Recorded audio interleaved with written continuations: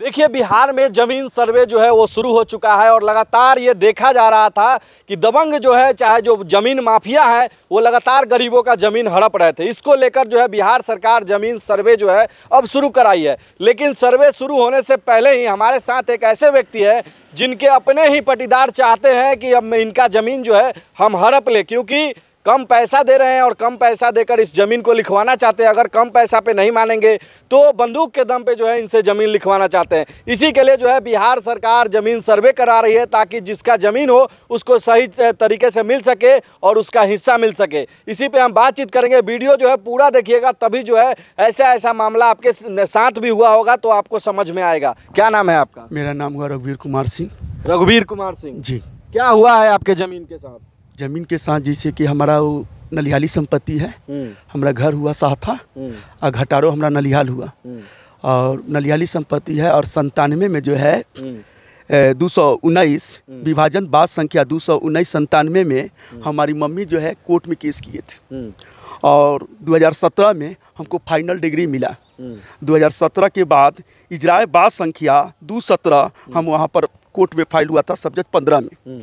उसके बाद ये हमको कोर्ट द्वारा जो है दखलदानी दिलाया गया था 22/11/2020 को। अच्छा, मतलब दखल में आ गया था? जी, दखल दिला दिया गया था 22/11/2020 को। वहाँ पर नाजिर जो है, नाजिर हैं, कमिश्नर हैं, लालगंज सीओ सब वहाँ थी। मतलब सीओ साहब के मौजूद? जी, सीओ को मजिस्ट्रेट के रूप में बहाल किया गया था। उनका एक दिन का पेमेंट जमा होता है कोर्ट में। उसके बाद वहाँ से फोर्स आए थे हाजीपुर से, करताहा थाना भी थे पेट्रोलिंग में। अच्छा। सब लोग जाके वहाँ हमको दखल कराए।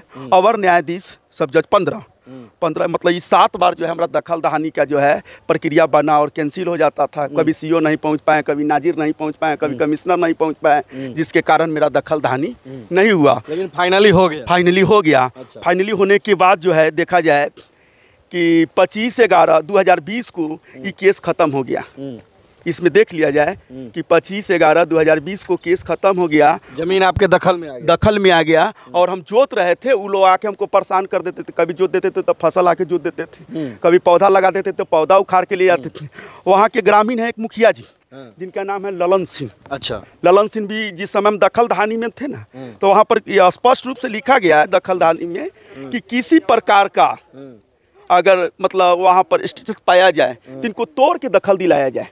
तो वहाँ जेसीबी था, सब सिस्टम मतलब वहाँ पहुँचा हुआ था। मकान हम सब कुछ? जी, मकान तोड़ना था तो मुखिया जी मना कर दिया। मुखिया जी कहे कि मकान के बदला जो है ना तोरा अलग जमीन कर दुगना देवा दी, लेकिन मकान तू न तोरा कमी कथी है। वहाँ के लोग सब जितना जुटन हाँ रह दहू से मकान के बदला अलग जमीन मिल। हम कहें कि चलो भाई, उसमें मकान बना हुआ? मकान मेरा अपना मकान है वहाँ, जिस पर इंदिरा आवास वही ललन सिंह मुखिया, भवेश सिंह जो लोग थे, चाहे बालेश्वर मामू थे, उन्हीं के माध्यम से इंदिरा आवास मिला हुआ है। इंदिरा आवास का मेरा मकान बनाया हुआ था। उस मकान को सुरेश सिंह डीलर उसको तोड़ के और फिर से अपना बाउंड्री कर दे, लेकिन मकान का ढांचा वहाँ पर पुराना सब कुछ था।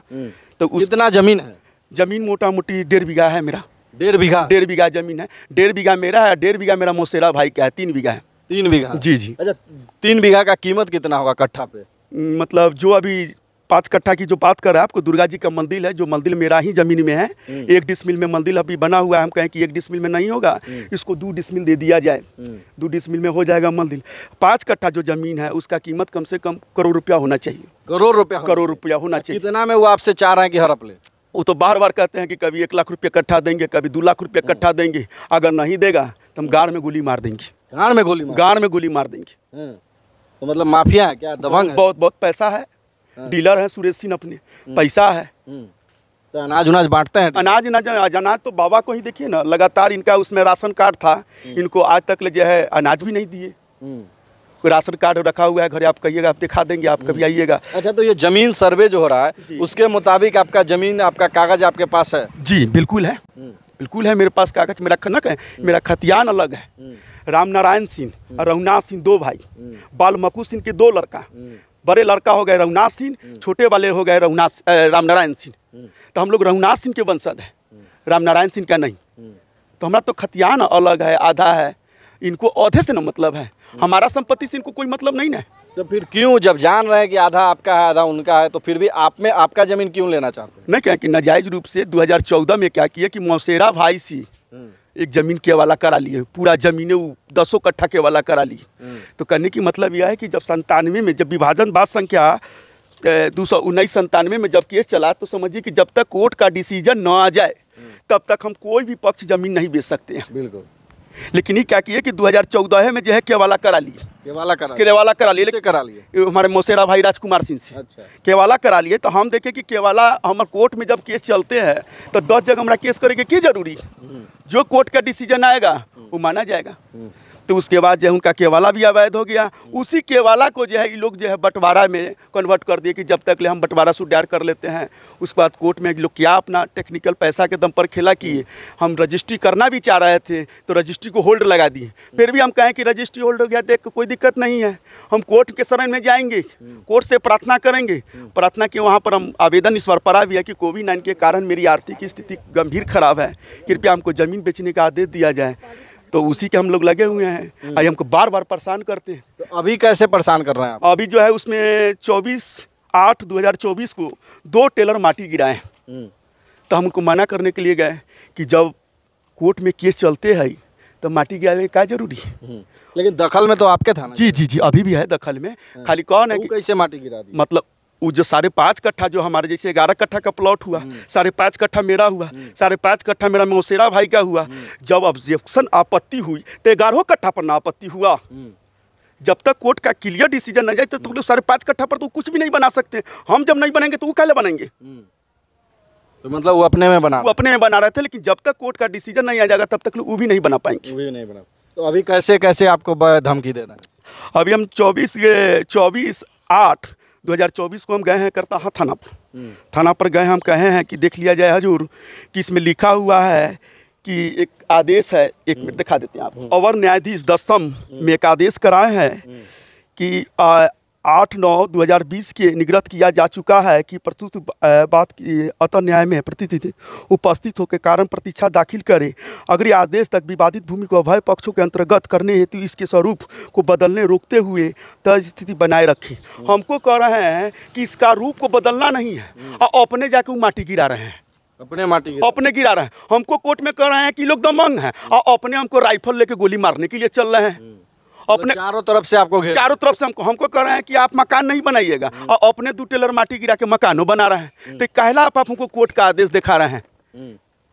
वो अपने सारा काम कर रहा है, हमको जाके कागज कोर्ट में जाके रोक लगा रहे हैं। सब पैसा वाले हैं, दमंग हैं, डरा रहे हैं, बहुत डरा रहे हैं। जान से मार सकते हैं? बिल्कुल मार सकते हैं, उनके लिए आम बात है। कई को कांड कर चुके हैं ना, बहुत कांड कर चुके हैं।